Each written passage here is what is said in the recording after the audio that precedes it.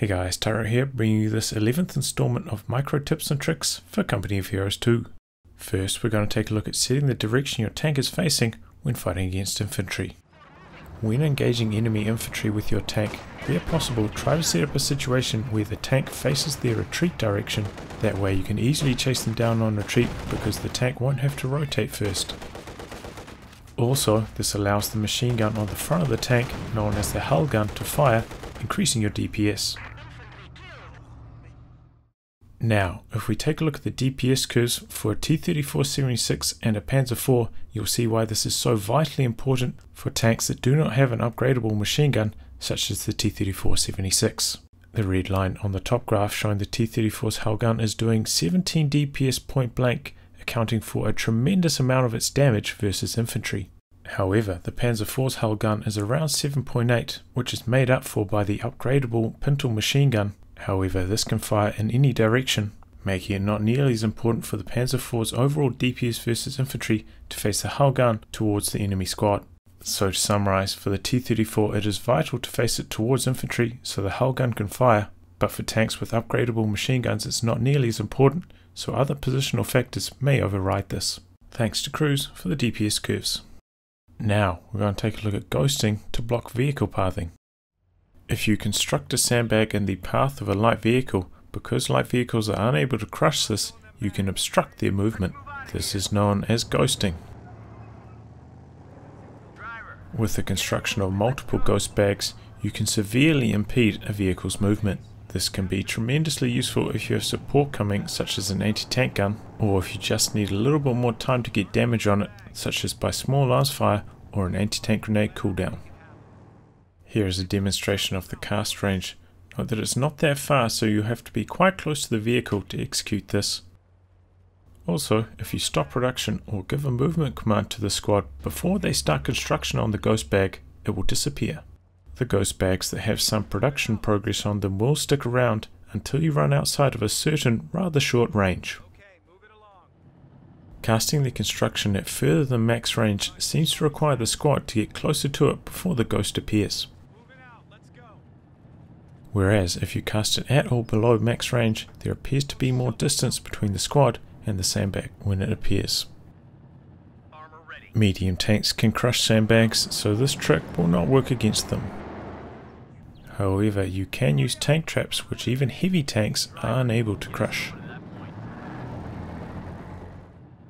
You can also block heavy tanks with trenches. However, remember you can only start construction of them in connected friendly territory. Against vehicles that are already moving very quickly, if you try to ghost too early, it will only cause minor disruptions.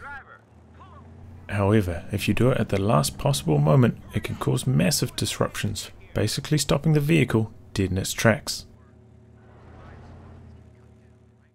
And finally, we're going to take a look at body blocking building doors. The goal is to use your squad or squads to block the door, preventing the exit and then retreat of the enemy squad inside. The aim is to get the infantry models to form a tight semicircle around the door. This way, when the squad exits the building, they cannot get past. To execute this, hold right mouse click and drag from a point near the door, then hit stop. Repeat this until the squad is in the desired formation outside the door. It will probably take several attempts to get the formation correct, so if you see your opponent doing this outside a building you're garrisoning, it should be a giveaway of what they're attempting to do. You can also execute it by dragging towards the door, however I would not recommend doing it this way, as I found it harder to do in testing and only valid for the higher model count squads due to the way their formation and spacing works.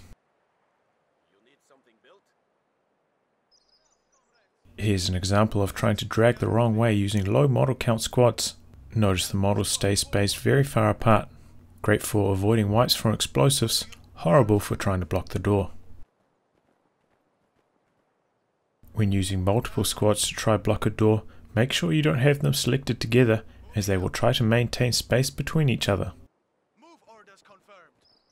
Instead, issue their commands separately and then leave them in place once it looks like they're in the correct position.